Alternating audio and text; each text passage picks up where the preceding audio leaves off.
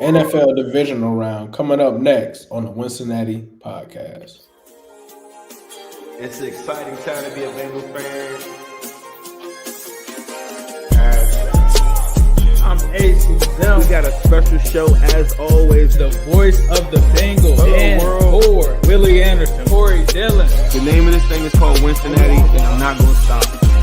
Talk to us about that roller coaster season. I'm still gonna give you the same AJ. I'm gonna work as hard as I can to be the best. Always working ever since I met y'all, boy. I gotta get your top 5 receivers. Better, man. It was good. Watch out for us. Welcome to the Wincinnati podcast. I am Ace. He is Zim. Coming to you guys live here, 9 o'clock on a Friday night. This might be the first time we've ever gone live this late, but wanted to make sure that we bring you guys our thoughts on the NFL divisional round. So we'll get into that. We have some other topics that we're going to talk about. We also want to do a Q&A. So if you guys are out there and you want some questions answered, please throw some in the chat. We appreciate that. If you're listening to this on YouTube, please be sure to hit that like and subscribe button. We appreciate that. That helps grow the channel. We're trying to get up to about 5,000 subscribers. We're sitting at 4 right now, so we appreciate that. You guys doing that. But yeah, definitely send in the questions and answers. But let's tee up the very first game this weekend when we kick off tomorrow. It's going to be the Houston Texans at the Baltimore Ravens. We were talking a little bit about this game, but let's just get into it, bro. Like, what are your thoughts on this game? I think we both were saying, like, the Ravens fans seem to kind of be underestimating CJ Stroud. I don't know if it's because, some of them are just confident based off of the way the season ended for them. But CJ Stroud, to me, outside of Lamar Jackson, right, is kind of the headliners to this game. I think when you see this game come up, it's not going to be Lamar Jackson and DeMeco Ryans. You're going to see CJ Stroud and you're going to see Lamar Jackson. I personally think CJ Stroud is the X factor. What are your thoughts about this game? Good evening, everyone. Friday evening. Talking Cincinnati here. I appreciate y'all checking this out. Ace, shout out to my guy Alex Head. He's in there every single time. I appreciate you, bro. Can I say that I think that this is the most intriguing matchup is the first matchup? Yeah. You said that CJ Stroud is the X factor. I think Nico Collins is like, I'm not going to say Jamar level, but he is probably the most underrated wide receiver in the National Football League. Like it's Mike Evans is that every year, but Nico Collins, he has the ability to do some stuff like Devontae Adams style. Like he has that body motive like Marvin Harrison Jr. Like he's just a tough cover because if you put a bigger guy on him, he's faster than the average guy. Right. The Ravens are lucky that what's his name? Tank Dell isn't in this game. But I was looking at their schedule and I just don't see. I've seen the Ravens play, Brock Purdy, who is a very, very good quarterback. I've seen him play Tua when Tua and the Dolphins were kind of reeling at the end. I just don't know the last time that they played like one of the best quarterbacks. And I consider this might be a crazy take for everybody. I think CJ Stroud is already a top 6 quarterback in the National Football League.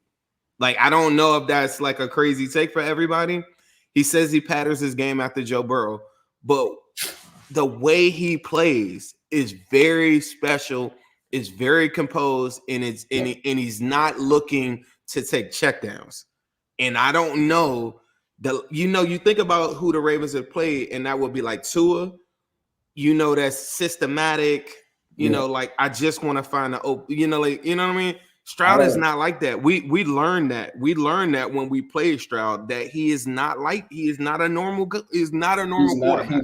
I agree with you on that because, like, a lot of people forget CJ Stroud was in the MVP conversation. Like, remember when we played him, a lot of people were whispering about it, and they were like, yeah, forget Rookie of the Year. He should be in the MVP conversation. That's what the Texans fans were telling us around then.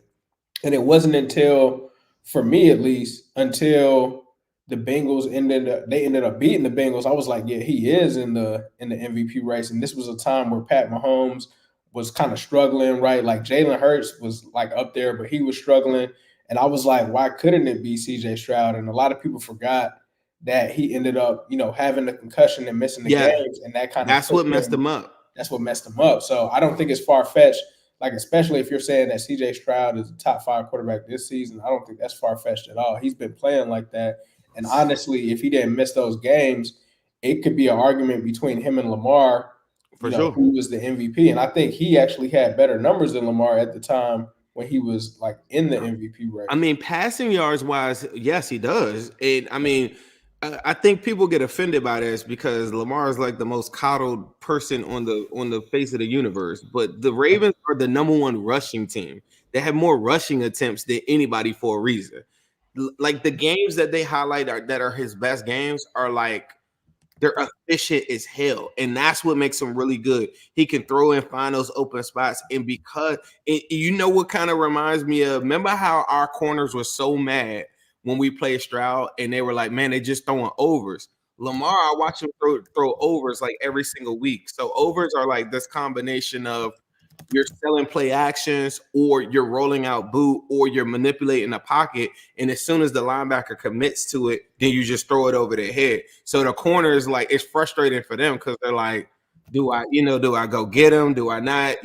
Because the minute you move, he's smart enough to get the ball down the field. And so on the opposite end of it, I don't know if the Texans have seen anything like Lamar. Like the best quarterback that the Texans played was a healthy Joe Burrow. And Joe Burrow got it. He did some stuff to him. He did throw 2 picks, but he definitely had a lot of success in that. Over the last month, I was looking at this. By ESPN Next Gen Stats, they had the Texans as a top 2, top 3 run defense in the National Football League in that span. In the last 4 weeks, the Ravens have had 4 fumbles, and they haven't had like these great running like performances from Hill and Gus Edwards. Hence the reason they brought in Dalvin Cook. And I just think that is a fascinating thing on how it's matching up.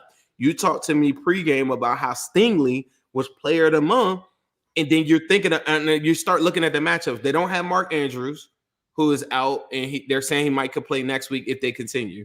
But then you're like, if you're the Texans, you're saying I could take Stingley and put him one-on-one with Zay Flowers. And then now what that does is it's not about like on Twitter, I feel like everybody talks about, oh, he got the best of him. He got the best of, I don't care about that. I'm just thinking, can I allocate less resources? Can I bring Petrie down in the box? Can I bring a safety to come and help in run support or on Lamar support, right? And if I'm able to single up Stingley, remember, last week was one-on-one with Amari Cooper, and he didn't fare well. So if I could put Stingley on him one-on-one, now I have an extra man in run support. That's not a good – like when I go through this matchup, everything kind of lands – I always land on the Ravens should win this game. I think that 9.5 spread is crazy. I don't know where that's coming from. To me, Ravens at home, you're automatically getting 3. I look at it maybe 5 to 6 points at the max, and even that's high. Like, I feel like this game is a lot closer than that, even if I lean towards the Ravens, because one thing about the Ravens is they don't tell you who's coming and who's coming and going when they're sending their defensive pressures and things. So you got to make sure if you're Stroud, you know where that ball is going. The other thing that's killing me too is the Texans were not touched last week by Myles Garrett and company. Bro do you know he was only knocked down one time the whole entire game? Yes. Yep. So you got to think about in our game, the hottest offensive line in football with the Texans. You got to think about in the game where we played them, we didn't touch them. Like that offensive line is a lot better than people think. And then like, okay, I don't know where the points are coming from as well, because CJ Stroud played well on the road this season as well. He had a passer rated at 91.5, 6 touchdowns, 1 interception. He was able to go on the road and win. So it really reminds me of the Bengals from 2021. And I'm not saying that it's the same, roster makeup. I think you do have a quarterback that's as special as Burrow was. Like, I don't feel like we've seen that since Burrow. And I feel like when Burrow played his first snap for us in that very first game against the Chargers, we knew he didn't play like a rookie quarterback. CJ Stroud is the same way. Now, I think that same way. They're very similar, but there's people in here talking about like, oh, you got to wait till they get the tape on them. Well, guess what? They don't have the tape right now. Like, they don't have the tape in the playoffs and this and that. So they've got to got play the with answers them way right now. So, like, I mean, the way this kid is playing right now, I just don't understand where the data's coming from. And then X factor for me, DeMeco Ryans. Like, do people forget DeMeco Ryans is a defensive guy? Like, he came from the 49ers. He's a former linebacker himself. He's going to have something cooked up, I think, for Lamar Jackson. Like, it's not like this is just a guy that is just a random guy out here calling defense against Lamar. I wanted to ask you this. I wanted to look at this because I noticed this earlier in the season when we were about to play the Texans. They play more cover 6 than any team in the National Football League. I don't know how often. I don't know if SIS. I should have asked you this before we came on. I wonder how often does he see cover 6 looks? Because there ain't that many teams that I could think of in the NFL that's their dominant defense. Most people are playing shells of cover 2. And then when you think about, and that's because you're dealing with literally a number 1 and number 2 on the outside. The Ravens aren't made like that. And I almost feel like it's kind of geared towards them. Everything towards this game tells me that I think that the Texans can pull this upset off. And that's who I'm going with. Who are you going with, partner? I mean, I'm going with the Texans too, man. And I mean, if you would have asked me before the playoffs started, I honestly felt like this was the team that gave the Ravens the most issues. Like I would feel more confident in going for the Ravens if this were against the Chiefs, if this were against the Bills. I honestly think that this team gives them the most problems. And the reason why is because of CJ Stroud, and the reason is also because of that offensive line that they have. I mean, it's hard to get to the quarterback. The Ravens have done a great job of doing that, but can they do it? I mean, we just saw one of the top teams in the Browns. Myles Garrett looked like a normal person, bro. Did Myles Garrett play last week? Where was Darius Smith? Where is Arongbo? Where is all of those dudes? And then this is my final point on that because we got to go to the other matchups too. Yeah. Think about this. The Browns were the second best pass defense in the NFL. And remember the CJ Stroud throw that Nico Collins kind of let up on? That was another 70 yards. Bro almost threw for 400 yards on a team that only allows 136 yards every single week. And the Ravens fans are without Marlon Humphrey because he's now out. So you got Ronald Darby and Stevens or whatever, like in Rock Ya-Sin or whatever. To me, the Ravens scheme is what ultimately I think can give CJ problems, and he has to be able to control keep the ball, but at the same time, he's got to get them in a shootout. And they said, and Ravens fan probably like, why would you want to do a shootout with Lamar? I'd rather him throw than run. That's just we just gonna keep it 100. It's not that we don't doubt that he can throw the football.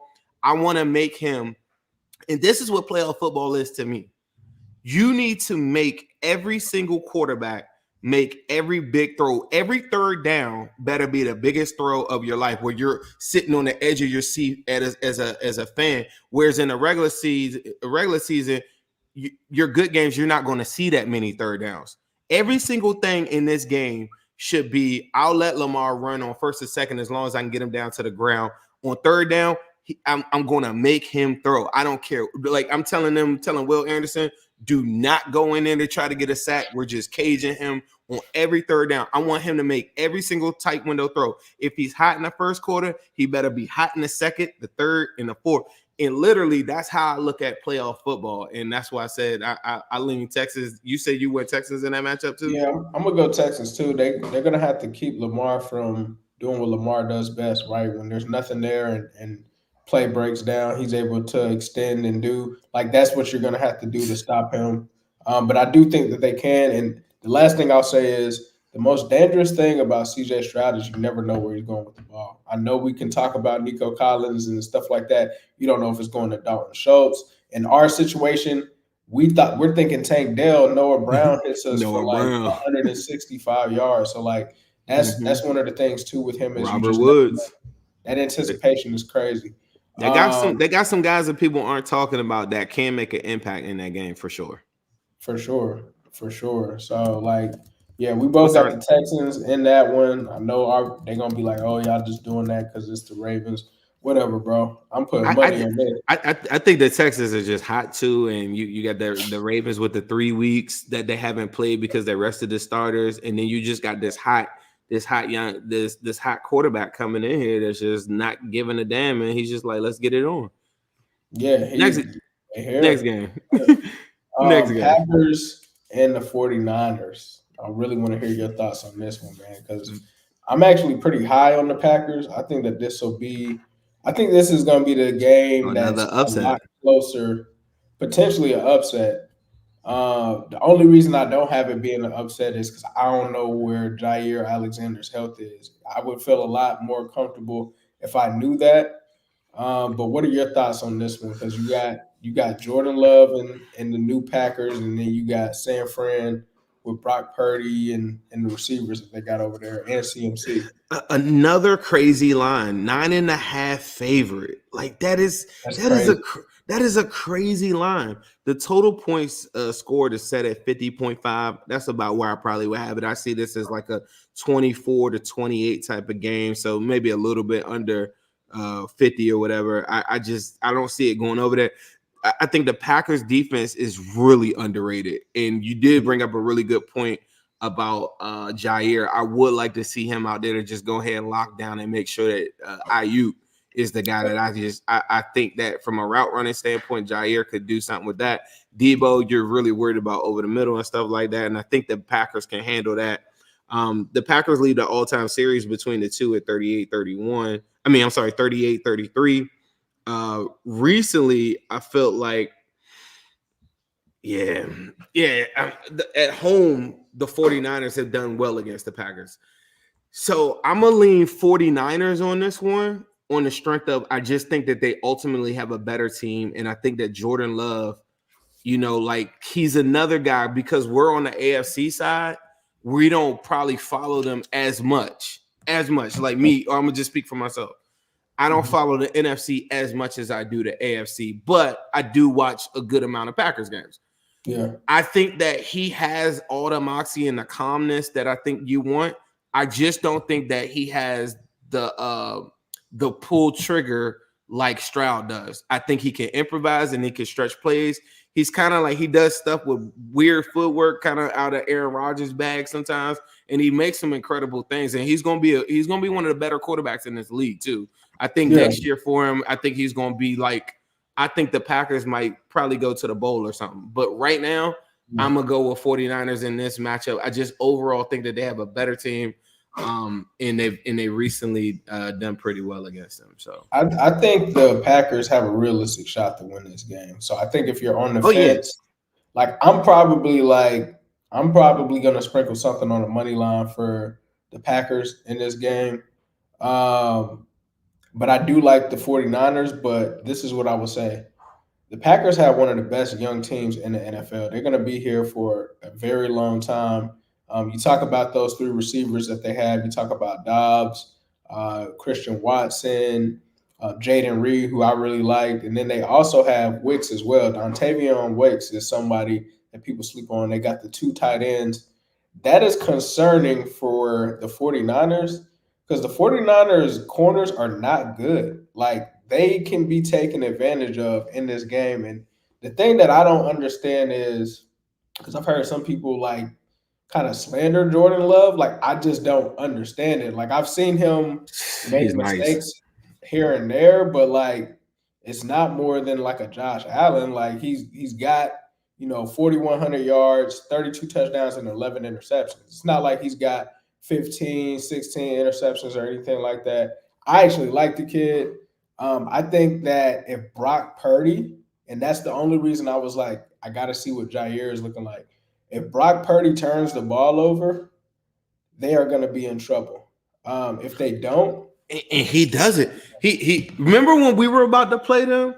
He had a whole lot of turnover-worthy throws, but at the time, he wasn't making a lot of mistakes. I thought he was the main reason why they lost that game. I thought that Joe Burrow was incredible, but I just thought that when we played Stroud matched everything that Burrow did. When we played Purdy, he faltered. And to me, I I get. think the Green Bay defense is good, bro. Like their D Yeah, for line is sure. good. Rashawn That's Gary, what like that's what I'm saying. That defense is no joke. Now, can Gary win against Trent?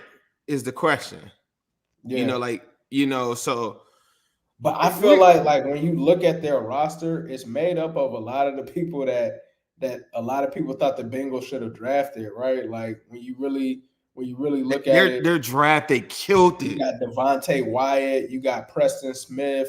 I also like the linebacker Walker. Like they got some pieces. They're really weak at corner, in my opinion. And if Ayuk is able to just run freely, I mean Ayuk is an All Pro this season, so Ayuk is that guy, Debo's that guy, and then you got CMC. But Kittle. I think it's gonna be a close game though. Yeah, I got it close too. I'm going 49ers. You going Packers? My heart tells me I No, want I'm Packers. going 49ers. I'm going 49ers. I'm going 49ers. Oh, you're going I 49ers? just Okay. I think I the want Packers can pull Packers. the upset though. I wouldn't be shocked if the Packers pull the upset, but I'm going 49ers. I want Packers. I want Packers really bad. Like that out of all the NFC teams that I dislike the most, it's probably the 49ers, like out of all of them. So that's literally the only team that I wouldn't mind seeing go home. So for sure. All right, now we got Bucks and the Lions. This one's in Detroit.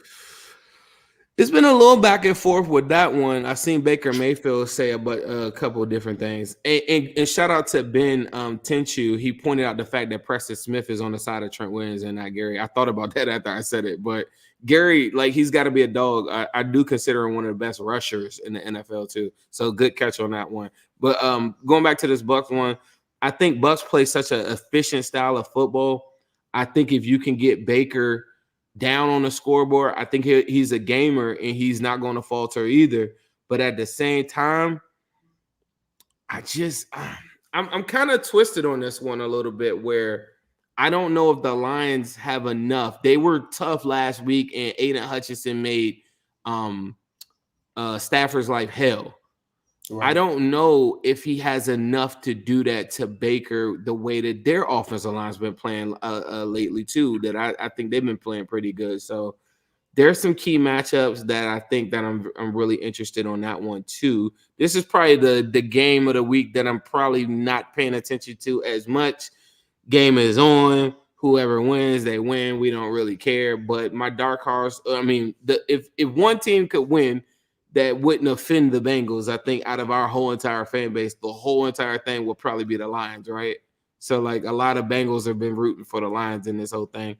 I secretly love Jahmyr Gibbs' game, and I would love for him to have, like, a monster game and be able to, like, just kind of showcase, like, his style of running that I love a lot. But in this game, I'm going to go Bucks on this one, bro. I think the fairy tale ending to the Lions or whatever is over at this point, and I'm gonna go Bucks on this one. That's crazy because I was gonna say the same thing. I think like when we had the discourse in the offseason, this is what people weren't peeping. I never thought that the Lions weren't a good team. I notice I always kept saying I didn't think that they were Super Bowl contenders. Like I thought that they were fringe contenders in terms of that. And this is the type of game where a fringe contender can end up losing. And the reason why I feel like that also goes back to what I said in the summertime. I talked about the issues with the secondary. Now, at the time, they ended up bringing in some new guys in that secondary. However, secondary has still been bad. They got one of the worst secondaries in the league right now. And when you're going up against somebody like Mike Evans, Chris Godwin, the wide receivers that the Bucks have, we saw Cade Otton do some things last week. That is just a bad matchup, I think. And the reason why I believe in Tampa more than Detroit is I believe in Tampa's defense more than Detroit. I think both of these offenses can score. You talked about Gibbs. You talk about Amon-Ra St. Brown. You talk about the weapons that are on both sides, right? Even the tight end as well for the Lions that the Bengals wish that they would have drafted. But I just trust Todd Bowles more, bro. At the end of the day, I don't think the Lions can stop a nosebleed. And I think that they almost got caught last week against the Rams. And luckily they were able to get bailed out because Sean McVay made a bad decision in that game. But I think it does. I think the buck stops here, bro. I think it does. And it's crazy because we're talking about Baker Mayfield getting to an NFC conference championship potentially, which is kind of crazy. I know the Browns fans are going to be salty about that one. He will be perfect for the Browns. The Browns might have not got blown out last week and probably been competitive. They probably still would have lost, but yeah, they probably wouldn't have been in the wild card either. Okay, so the last one. Pick your poison. It's going to be the Kansas City to note this too. The Lions are a 6.5-point favorite in that last matchup too. That's crazy. Kansas City Chiefs at the Buffalo Bills. This one, I'm going to just talk about, a lot of people gravitated to the storylines of the Kansas City Chiefs aren't the same offensively. They don't have the wide receiver weapons. They don't have this and none of that. But they've slowly but surely made Rashee Rice like one of the better, more productive wide receivers in the NFL over the last 4 or 5 weeks. I believe that the pedigree, the championship level of, you were talking about the matchups for the Ravens playing the Chiefs or the Bills or whatever earlier. I think that if the Chiefs ran into the Ravens, I like the Chiefs in that matchup too. I just think that championship pedigree, when you think about like how they beat us last year, as much as the calls were terrible, as much as like it's Pat Mahomes on fourth down. Like think about their 2 touchdowns. They only scored 2 touchdowns against the Bengals. A 4th down scramble drill touchdown, a 3rd down scramble drill, only like in clutch moments in the game. At the end of the game, the savviness, all this crazy stuff, the punt return, all these different things are things that they do every single year. As much as we hate the Chiefs, right? Or most of our fan base, whatever. You got to give them credit for doing what they're doing every single year outside of losing to us down 20, us being down 21-3. And I think that means a lot. The Bills injury report is sick right now. Like, I'm not a big injury guy when we talk this Bengals stuff on Wincinnati podcast, but we're looking outside. I'm outside looking in, and I'm looking at a lot of injuries on that Bills side. And I just think that Pat Mahomes is going to feast on those things. I don't buy the narrative of Josh Allen didn't have a turnover last week. I don't even think that he's going to have a turnover like that. I just think people haven't bought into the fact that this year the Chiefs have a top 5 defense. And I just think that will prevail. I think that's the same reason why if the Ravens were to get past the Texans, I think the Chiefs could go right back to a Super Bowl if they had to run into the Ravens. I just think that all those things considered, I like all of those things better than what the Ravens are offering, like that we talked about at the beginning of the show. And then currently in this matchup, I just think that there's too many people out, like the Gabe Davises of the world. I think Benford for the Bills is probably one of my favorite corners on that team. He's out. They still don't have Matt Milano out. They got Daquan Jones back the other day or whatever, or other week or whatever. They got some pieces that are back, but to me, it's not enough. Von Miller gave them quality snaps last week in like garbage time or whatever, or not meaningless, whatever. But I just don't think they have enough to stop that machine, bro. And somebody made a really good point. I hate the Chiefs fans, not really the players. And that's how I am, bro. I don't really look at the Chiefs. I was telling my wife this over the weekend, or I was telling somebody. I was talking to anybody that would listen to me. Somebody was like, you hate the Chiefs and da-da-da. I was like, I don't hate the Chiefs.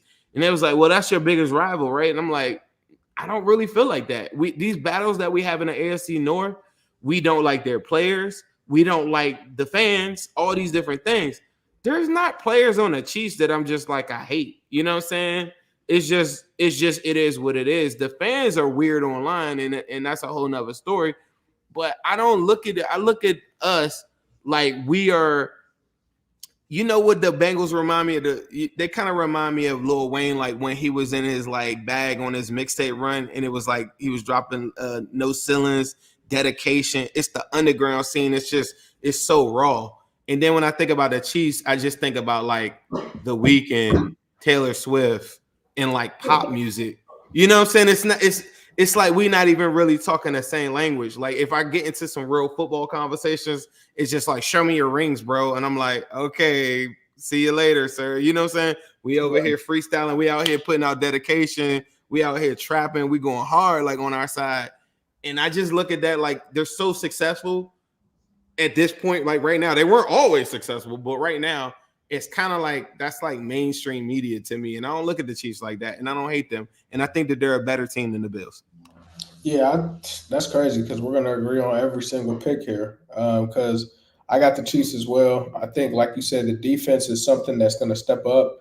And I think that we saw last week with Josh Allen, he almost let the Steelers back into the game, right? Like there was a point where they hopped out, 2-touchdown lead, but they let the Steelers stick around. And if you do that against a team like the Chiefs, they're going to come back. And I get it. Like a lot of people have made a big thing of Pat Mahomes has never had to play on the road. That's cool, but at the end of the day, it's still Pat Mahomes, and he is not an easy player to beat. I think a lot of people try to treat it because the Bengals were able to beat him. It's like he's beatable, but Pat Mahomes has never really been beatable, especially in the playoffs, by anybody except Joe Burrow and Tom Brady. Like until somebody else does it, I'm not believing it. So I'm definitely taking the Chiefs in this one. And then if it is a snow game or whatever, they can run the ball. They can play well on defense. They actually have a pretty good run defense, if my memory serves me correct. They have an all-pro corner and Trent McDuffie, quiet as kept. They've got some players. L'Jarius Sneed. Like they've Did got. you some see players. what he did to Tyreek, bro? Punched him in the mouth, put him on the ground. Like Tyreek said, man, he put me in. He packed me in the Cancun. Put him in Cabo. Yeah, so like. I'm going with the Chiefs, bro. I think it's clear that the Chiefs. It's crazy that they have plus whatever. So if you are planning on putting something on it, definitely put something down on that plus 100 and something on the Chiefs money line because that's kind of crazy. So yeah, I'm taking the Chiefs in this one. The Bills, like you said, they're just too beat up.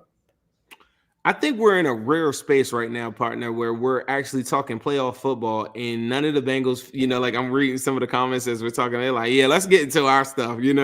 We're just so not used to not being in this part, in a long time where we're not talking about what the Bengals are going to do this week. Did you want to get into some of the Q&A? I saw some of the questions earlier. Or Yeah. They could throw the Q&A out there. Yeah, so if you got any more questions, me and Ace gonna try to answer something kind of like in a speed round, format. I'll put a couple of them on there. I saw a couple that I highlighted. But yeah, it's just it's a weird time right now where the Bengals aren't, in this spot. So here we are. A New Day 513. I think this is my boy Alum on Spaces. He says, finally, we've been spending money. You think Mike Hilton and Trey Hendrickson were free? I don't know what that question means. Yeah, I think somebody was saying. Oh, somebody else. Yeah, I think somebody was saying something. They must have said something like the Bengals are finally spending money. I mean, I think you'll see the Bengals spend money. I don't think that they've shied away from that last couple of seasons. Can I highlight too? And I was telling this in a space too. The Bengals last year spent $30 million on Orlando Brown, $31 million in a check. They gave another check for what's his name, Jermaine Pratt for $11 million. They cut Burrow a check for $40 million. They restructured Henderson. They did something with Hubbard too, I think, right? But pretty much they spent almost $100 million. I don't think they did anything with Hubbard. They didn't do, all right, so they didn't do anything with Hubbard yet, but they did the Trey Henderson and they gave him, I think, a signing bonus up front. But what they did, though, they did something with Logan Wilson. Yeah. And so when I went through the money, I'm like, bro, they spent $100 million. Anybody, and that was on a light year. Anybody thinking that they're not going to be active in this free agency, I think you're wrong. I think that they are. I think DJ Reader off the books, a tight end room with nothing in it. I just don't see a scenario where they don't spend that money. You're talking about a team that between $74 and $84 million in cap space. You've got players outlined like Hubbard and other guys like that. There's a mixing conversation that to be had coming up too with his bonuses that he has coming up. They got too much cap space and they got too many holes for them not to walk into this draft with some of this stuff fulfilled. And when I look at like last offseason, us doing like $20 million on a franchise tag to Tee Higgins, it seems like a lot for a lot of people. And a lot of people are suggesting that you have to get rid of Tee Higgins so that you can go get the defensive lineman. I disagree. I think that the money's there. They got the space. And I think that like when you look at some of these other teams, they don't have as many holes. And I think that they can fill them. Like Now, how they do it, is it one Chris Jones or is it the Browns way where you go and get a Maurice Hurst, Shelby Harris, go get like 4 or 5 guys and spend $20 million? Or do you get one big dog like a Chris Jones and then take a flyer on Kinlaw? Those are the things in the conversations that we're going to have. Facts. I'll give you this one. Will the Bengals take a tight end in the first round of this year's draft like Brock Bowers, Vanguard asks? I mean, I think if they want Brock Bowers, they need to trade up. And I don't think that there's a reason that should keep them from trading up. I mean, if Brock Bowers is the difference between you giving up, let's say, pick number 19 and a 4th round draft pick, I'm doing that for Brock Bowers. Like, I'm not thinking twice about it, especially with this being a tight end class that's not particularly strong and being that the need is there. So could it be? I think if it's Brock Bowers, yeah. I'm going to be honest with you, I haven't really studied the tight end class other than the kid from Florida State that I know that's out there. So I don't know what guys are really worthy outside of Brock Bowers of being a first-round tight end. But, yeah, if he's in range, you definitely go up and get him. What about you?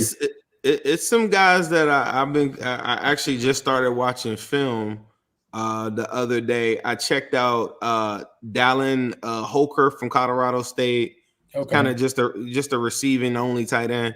Stover from Ohio State and Stenot from Kansas State. Those are the tight ends that I've looked at so far. So we're gonna have a lot of tight end talks, but I'm with you. I think you got to move up at least to pick like 12 at the minimum. And it is a tough position. You think about who went last year, and that's the conversation for me is like Kincaid went what 24, 25? Yeah. And that was the first tight end that came off the board, right? I believe so, yeah. And so the conversation for me is after Bowers' test, which is very key, is he doing Kyle Pitts like maybe not as fast, but is he doing like astronomical numbers as far as strength? Like top 10, is he top 10 worthy?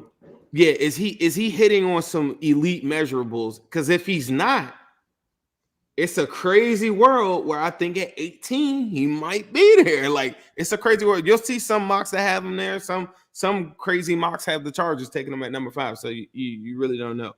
Next question I want to ask. I'm gonna go first on this one. More important to keep T or DJ? I'm gonna go with T. I'm gonna go with DJ on this one. I'm gonna go with DJ, but I think you can get both. But if I had to choose, I'm gonna go DJ because I think DJ is gonna be coming off the injury. But if you're able to pair him, remember earlier I was saying, what is the strategy? Say you had a Leonard Williams, say you did a Chris Jones, you put that next to Trey Hendrickson. I think I think that automatically catapults you to 2-3 more wins in the season. So if you were an 8 or 9 win team just now, you win 11 games just off that alone. And Miles Murphy being the weak link, that's insane. And that's not a knock at T. I just think that in the scenario I guess he's presenting, if you did a tag and trade, you could go and hypothetically go draft another wide receiver, go sign another wide receiver, and we know Joe Burrow cooks. What do you think? Man, you know I'm rocking with T, man. I love DJ. I think he's a dog. That's my dog. That's our dog, friend of the show. But I'm going with T, man. I mean, Tee Higgins and Jamar Chase is what got us to a Super Bowl with no offensive line. Now, I'm not going to take away from the defense because the defense definitely played their part throughout the playoffs. But, you know, that team was built off of those receivers making plays, getting there. You talk about Tee Higgins in the Kansas City game. Think about what he did in that game. Think about what he did in the Super Bowl. For me, I'm going with Tee Higgins, man. I'm not mad at that. I don't know if people watch on Instagram and everything like that. Me and Ace were talking about this before the show, but Tyler Boyd, Tee Higgins, and Jamar Chase, they're all in Dominican Republic right now celebrating Tee Higgins' birthday. So, you know, there's a world where I just think that Tyler Boyd, there's no chance in the world he comes back. But, man, those are his brothers. I'll tell you that. And that poster you got behind you, that design that you created, that thing gonna live forever. There was a quote over the weekend. I got one more question I want to put up by Know It All. I'm gonna go to that one for the last question. But the one quote before I get to that question Jamar Chase said he will break the Bengals franchise record for catches next year, and he needs Tee Higgins to get his money. This was a Bleacher Report quote that came out yesterday. I don't know what article this came from, but he said, we have to worry about T this year too. Make sure bro gets his money. So anybody thinking that, with the Burrow press conference that was there's been 2 weeks now, him saying that T wants to be here, I want him here. You got Jamar Chase saying we got to get bro his money. These are all things where they're all pointing to Tee Higgins is coming back. Did you have any thoughts on that quote? Nah, man, I'm not surprised. I mean, we know how close these boys are. For me, I've always felt like the foundation was Jamar, T, and Joe Burrow. And, I mean, that's what makes the Bengals unique. So I'm not surprised that Jamar wants to keep him there because they all win together. I mean, they kind of feed off of each other. So I'm not surprised that he wants to get his boy paid, man. I mean, why not? It doesn't make sense for them not to, honestly. Yes, sir. I'm with you. I'm gonna go with this last question for my boy Who They Know It All. Hopefully, we can get our guy on the show coming up soon. Yes, sir. I really love his football IQ and what he brings to the Bengals community. He says, let's say Bengals have $25 million to address right tackle, D tackle, and free agency. Which combination would you go with? Michael Onwenu, am I pronouncing that correctly? That's the tackle for the Patriots. He's a dog. Tier Tart and Trent Brown. Trent Brown and DJ Reader, or Elamanor and Christian Wilkins, or Mekhi Becton and Matabuke. Oh, okay. So we're Which going from combination are you taking? So hold on. Okay, the second combination is Elamanor, Christian Wilkins, Becton, and Matabuke. Oh, for sure, without a doubt, the Mike Onway winning you, and I'm sorry, I'm just butchering his name. Tier Tart, Trent Brown, and DJ Reader all day. Not even close. I know you taking Trent Brown and DJ Reader all day. Tier Tart too? Like, that's nasty. Honestly, man, depending on this draft situation, I might take a tackle in the draft, but based off of what we're seeing right here, Trent Brown and DJ Reader look like the best one. Another one I'd entertain is Elamanor and Christian Wilkins, because I think with Christian Wilkins, you get that DJ Reader replacement. He's just possibly like younger and more in his prime. Matabuke would be nasty, but I honestly feel like Matabuke is kind of that BJ Hill kind of role. Like, I just wonder how you would play Matabuke with BJ Hill, like at the same time without having that nose. That's the only issue there. I wouldn't mind taking Matabuke from the Ravens, but you got to have another plan for nose or some way to make that work with him and BJ Hill snap wise. You know what somebody sent me the other day? Remember we were doing them pre-show rankings and I was like standing on the table for Matabuke being in the top whatever, because I remember watching him towards the end of the year and I didn't know he was going to have a season like he had, but I remember like somebody sent me that clip. Like, he was right, bro. Remember Ryan and everybody and you, I don't know if y'all were, it wasn't that you thought he sucked, but I just remember nobody knew he was going to have a people were asleep on him. But I mean, he had a crazy, like, he's not a Raven next year. There's no way he's not a Raven. Definitely not a Raven next year. I'll tell you that. They probably gonna have to tag him, man. I don't know if they got that type of money. Yeah, he's about to get paid. The only other thing that I wanted to just say, like, I know it's tough sledding right now being a Bengals fan, watching all these teams that you know that you're better than, and then you get all this misinformation about like, oh, Burrow wasn't even playing good and all that. Like, I read so much crap on the internet all day, bro. But I promise you, men, women, we're gonna be good. We're gonna be straight. Cabo, because it's gonna be over for you. You already know what time it is. That's a whole nother story, right? That's a whole nother story right there. Facts, but sure. As far as like our fan base or whatever, like just stay the course. We're gonna be good to go. We're gonna keep our eye on. I think Brian Callahan is probably good as gone. To me, is bringing pitcher back, and the only reason why I bring that up is just really quick is because I know a lot of people are like, man, I want change. I want something brand new or whatever. But man, I watched the Eagles go out like the way that they went out, and I'm just thinking like, there's a lot to say about Pitcher and Callahan and them boys keeping everybody on the same course and being able to put together a good game plan. And then you watch the Eagles lose like 6 out of 7 and just like couldn't keep the whole thing together with that offensive line. Right. And then I'm just saying, like, bro, we almost made the playoffs with our coordinators. I just think a lot of people are kind of sleeping on that portion of what's going on with Callahan and Pitcher. As much as I probably want change, I just don't know if the other candidates had the same rapport with Burrow. But I wanted to just say, everybody, stay the course. I think we're good to go. I think we got good problems too. Like Tee Higgins or like these are good problems. But did you have anything before we close it up? Not really, man. Like you said, man, just staying the course, doing your thing, supporting us, man. We appreciate it. Supporting businesses like Midwest Best Barbecue that are doing their thing, man. We appreciate you guys for rocking with us, rocking with them. Definitely stop in at 669 Justice Court in Loveland, Ohio. I actually got something to play for them real quick. Let me see if I can get that pulled up. I was trying to play the new commercial. So forgive me, guys. I'm under the weather. Yeah, I'm about to say. I know that I've been just talking, and Ace is under the weather. But Midwest Best, check us out. Midwest Best is the place to be for you and wings.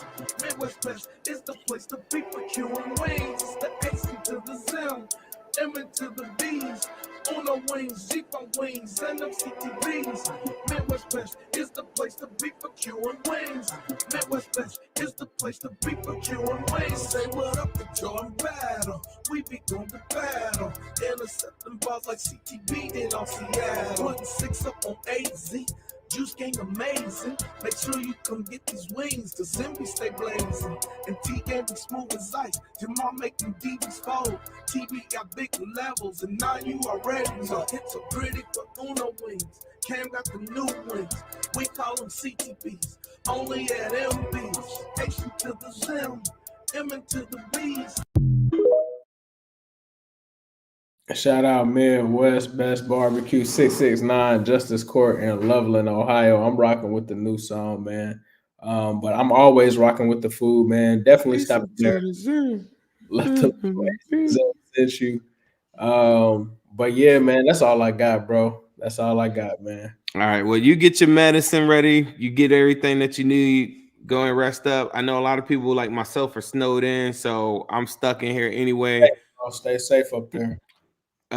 It was supposed to snow a little bit more tomorrow too, so I don't know how Texans play in the snow or Ravens for that part either too. So we'll see how it goes, man. We got a really good weekend of football coming up. Just keep on sticking with us. I'm sorry that we're a little off schedule, but it is what it is. We love you guys, and we need to make sure that we play the outro. Do you have that ready? Yeah, I got it. Okay. Who that? It's an exciting time to be a Bengals fan. I'm Ace. We got a special show as always. The voice of the Bengals. Dan Ford, Willie Anderson, Corey Dillon. The name of this thing is called Wincinnati, and I'm not going to stop. Talk to us about that roller coaster season. I'm still going to give you the same AJ. I'm going to work as hard as I can to be the best. Always working ever since I met y'all, boy. I got to get you a top 5 receiver. Better, man. It was good. Watch out for us.